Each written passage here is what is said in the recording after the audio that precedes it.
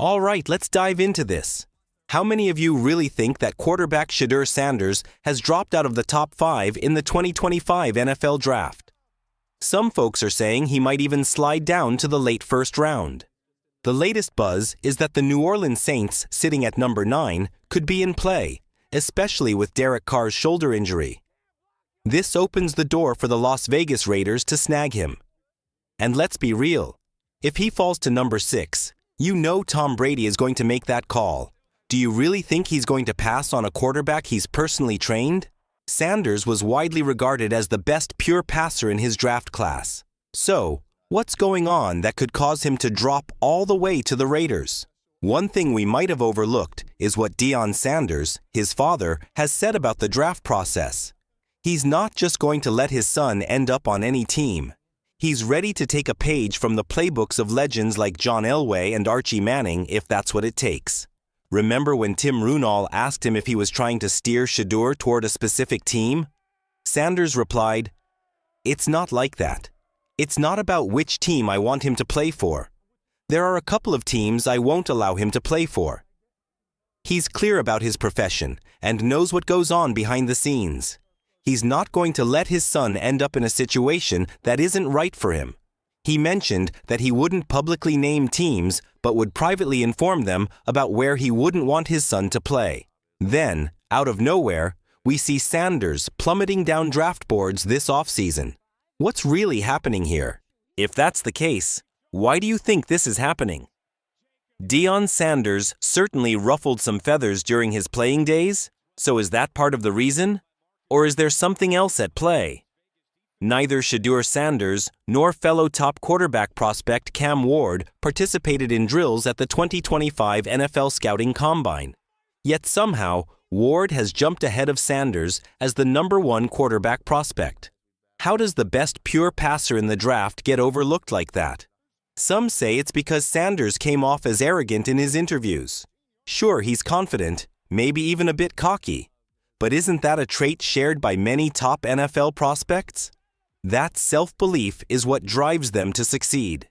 Nobody called John Elway or Eli Manning too arrogant when their families made bold moves to secure their futures.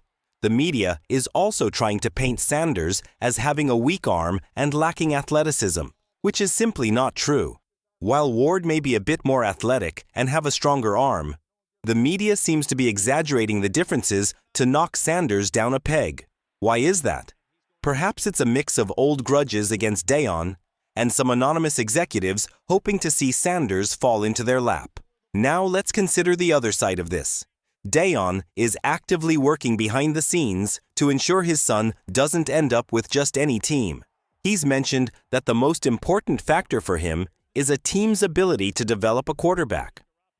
Looking at the top 5 teams, we see the Tennessee Titans haven't developed Will Levis as expected, and the Cleveland Browns have struggled to get the best out of Deshaun Watson. Daniel Jones showed some promise with the New York Giants, but ultimately didn't pan out. It makes you wonder if Deion has quietly told the Titans, Browns, and Giants that Shedeur isn't a fit for them.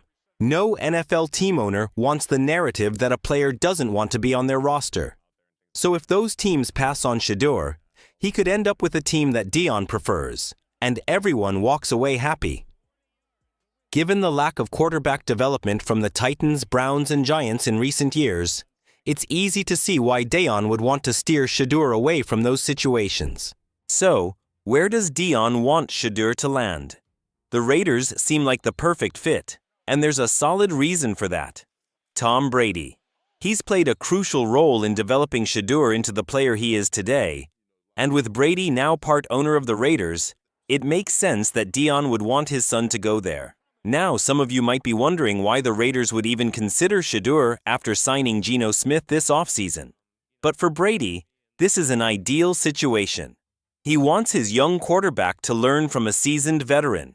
When the Raiders first brought Smith on board, Deion mentioned that he would be a great mentor for Shedeur. It's hard to tell if Deion is joking when he laughs and smiles about it, but there's definitely a method to his madness. I've been a fan of Ashton Gentry throughout this process, but it's interesting to hear John Spytek, who's connected to the Raiders, say that his son told owner Mark Davis that Spytech isn't doing a good job if he doesn't select Gentry. That's a strange comment, isn't it? Executives typically don't discuss players they plan to draft, so could Shedeur be the reason they're not focused on Gentry? It's tough to predict what the Raiders will do in the draft. They've addressed many of their needs in free agency, so they're not in a desperate situation, especially with Geno Smith on the roster. But that doesn't mean they wouldn't take a chance on a talent like Shedeur if he falls to them. Is that what Deion is trying to orchestrate behind the scenes? Did he inform the Titans, Browns, and Giants that Shedeur isn't an option for them? Or has the consensus best pure passer in the draft really dropped out of the top 5 due to a lack of talent? When you consider how Spytech spoke about Gentry, it certainly raises some questions. Thanks for tuning in, and I'll catch you next time.